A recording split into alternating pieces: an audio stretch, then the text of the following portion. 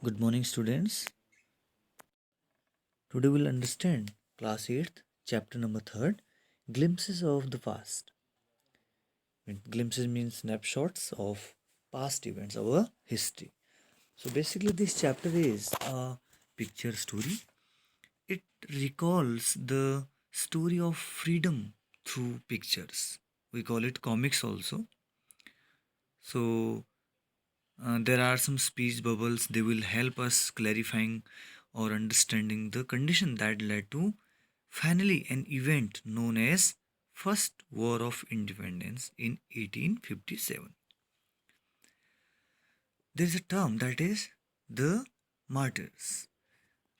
Martyrs are the people who sacrifice their life for our freedom, for motherland, without any expectation of any profit gain. So in the first image you can see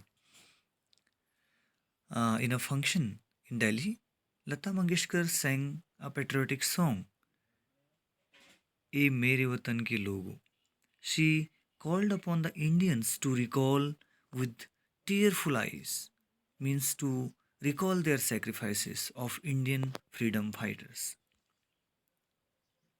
These are the images of freedom fighters. What happened in the history? The English East India Company came to India for trade, but with its superior weapons of diplomacy, they extended its power in the 18th century. Indian princes were very short sighted, we can say, and were very short tempered as well. And people in India had no peace those days due to their constant fights among the states of the country. They sought the help of the English merchants to defeat each other. Means they themselves invited British or other uh, mm, invaders to come in India and to help them out to defeat their internal enemies. So that was the big drawback. You can see even here in the image.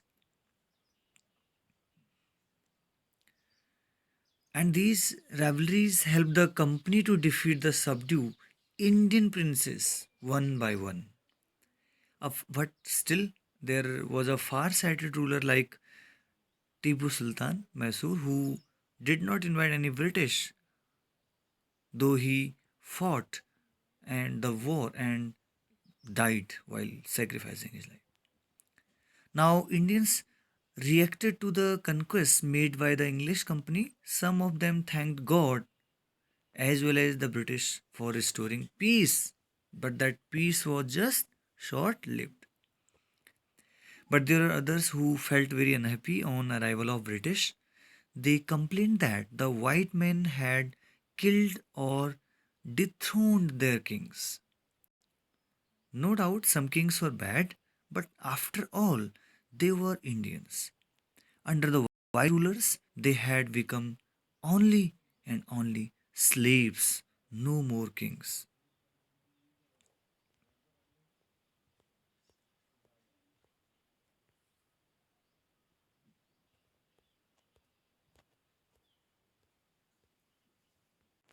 Here you can see there are different reactions, how Indians react.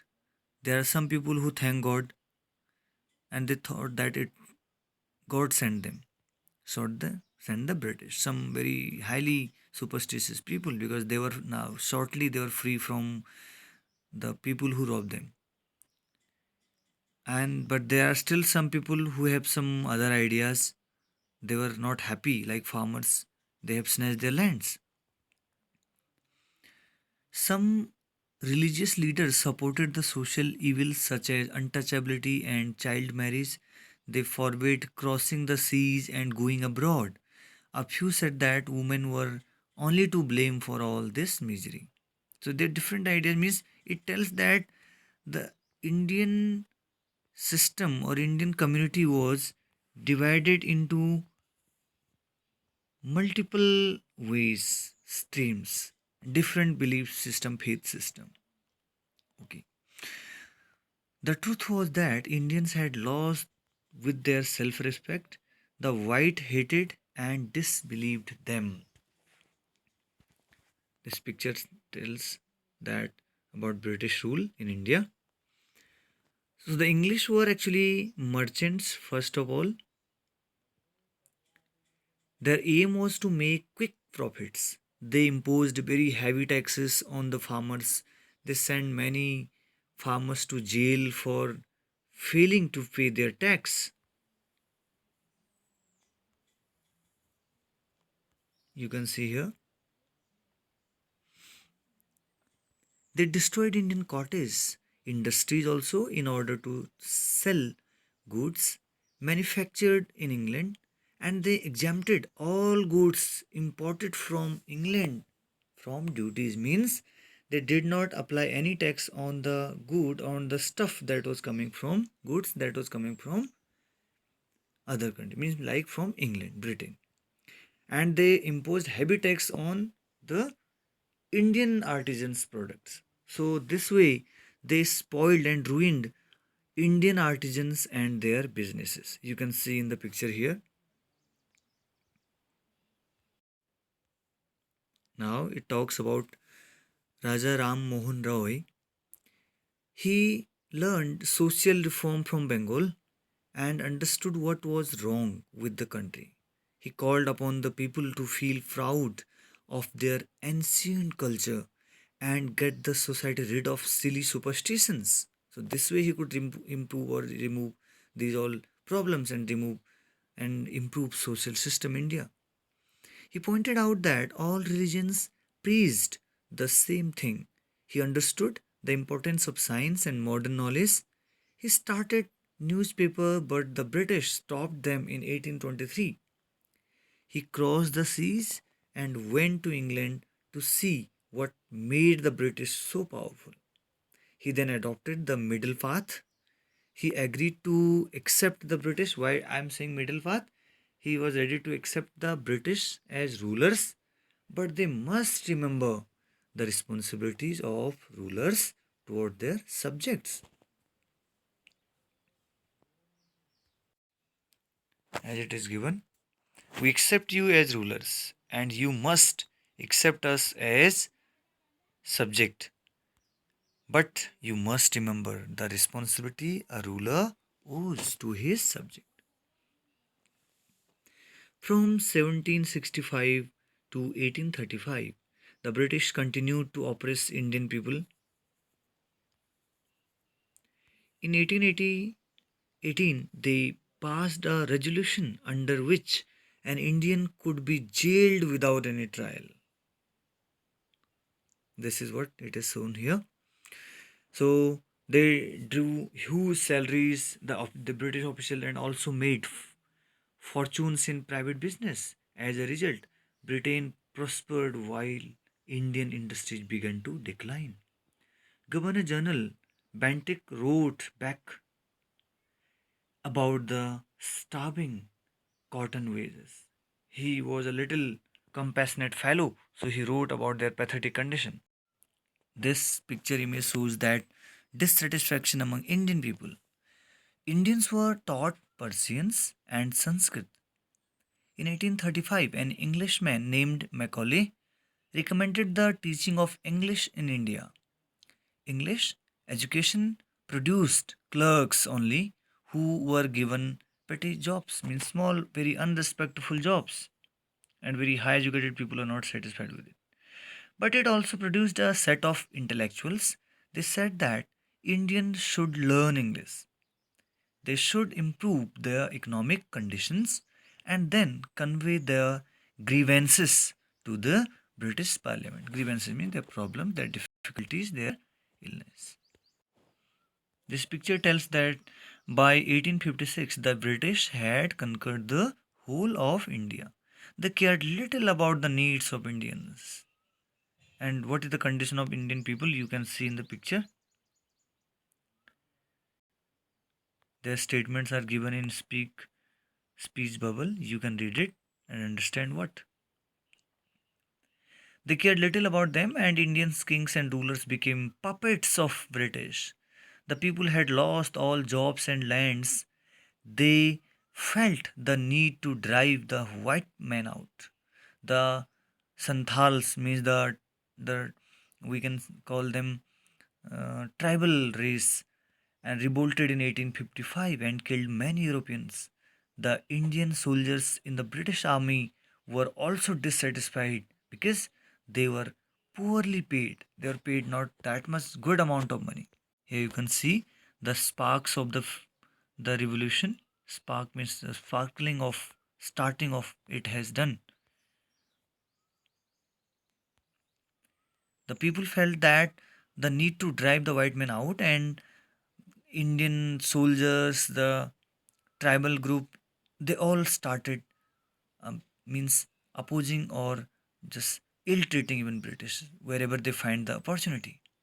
They means such all revolutionaries were sent to other countries, and the police people who actually goes against them, like Sipoy Mangal Pandey, attacked the white and was hanged.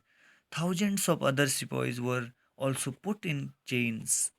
The Brahmin soldiers also were not satisfied. They came to know that their bullets had fat of cows and pigs.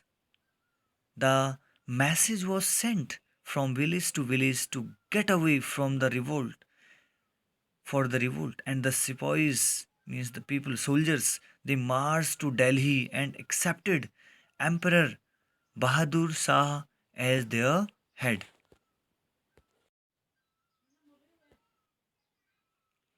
The rebellion spread. You can see revolt now. Many landlords also joined it.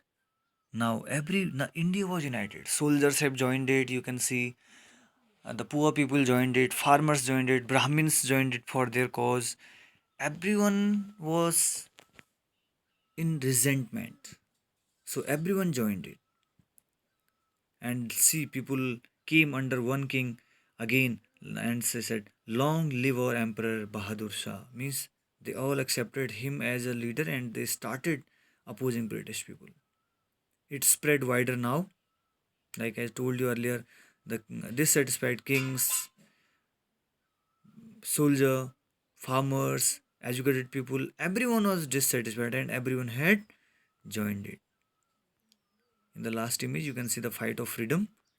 Many former rulers like Begum Hazrat Mahal of Lucknow were bitter, and peoples like Maulvi Ahmadullah of Faizabad told the people, "Rise, brothers, rise! The Angrez is ruining our land, and the white man has taken away my kingdom." Means everyone was very dissatisfied, and they all were united against one thing, that is British people. You can see some more information.